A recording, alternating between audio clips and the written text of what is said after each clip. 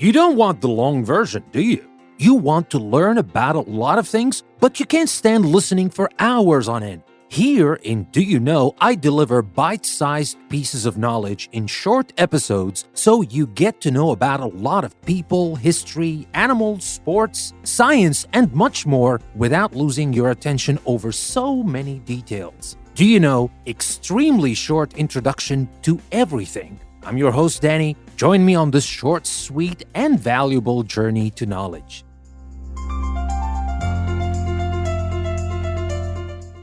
Welcome to an Do You Know episode and a very short introduction to the Crusades. You can find the text on my website, EnglishPlusPodcast.com, and better yet, if you are a patron, you will get a special PDF listening practice worksheet to take your English along with your knowledge to the next level. You can find the links in the description of the episode. And now, without further ado, let's talk about the Crusades.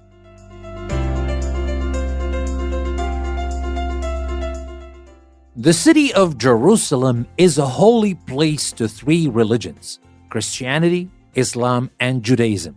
Many important events in the history of these religions took place in Jerusalem and the surrounding Holy Land.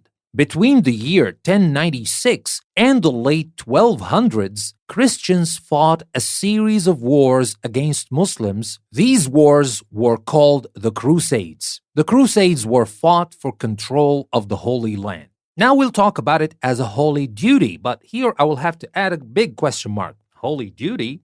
Well, many Christian men, women, and children in Europe volunteered to fight in the Crusades. They left their homes and families to travel far away and fight in these religious wars. Why did they volunteer for such dangerous adventures? Some crusaders, people who joined the Crusades, were inspired by religious ideals. They believed it was their duty to take away control of the Holy Land from Muslims. They believed that the Holy Land, where Christianity was born, should be under Christian rule. Other people saw the Crusades as a chance to win fame and praise or to increase their wealth and political power. Kings and knights sought glory. Greedy soldiers hoped for riches. Merchants aimed to defeat Muslim traders and win control of trade routes in the Mediterranean Sea. And now the Crusades begin.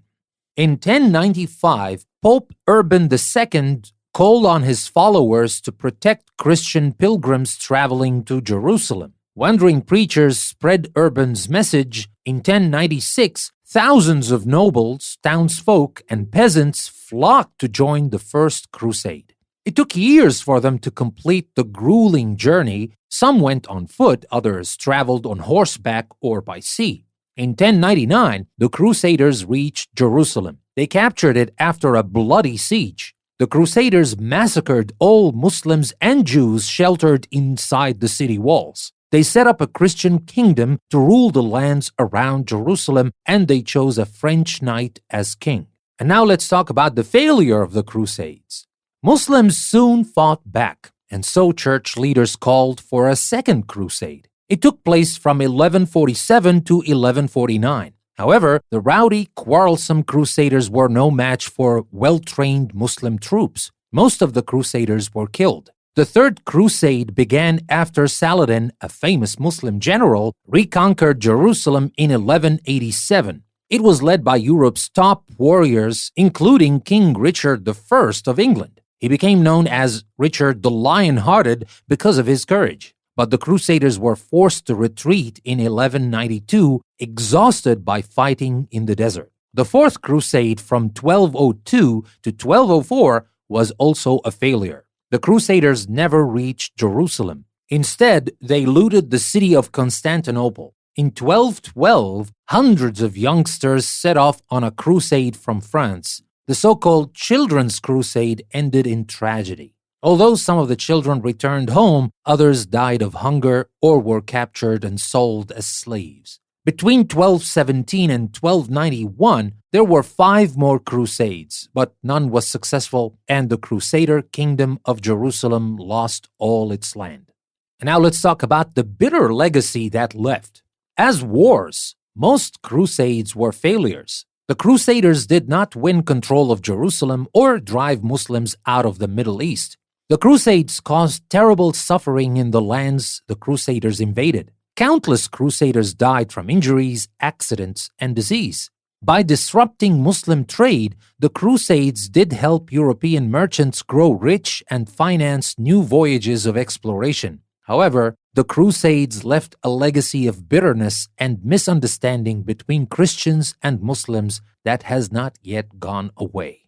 So, that was everything I wanted to share with you in this very short introduction to the Crusades. Don't forget to visit my website, EnglishPlusPodcast.com, and check the great learning opportunities you can find there.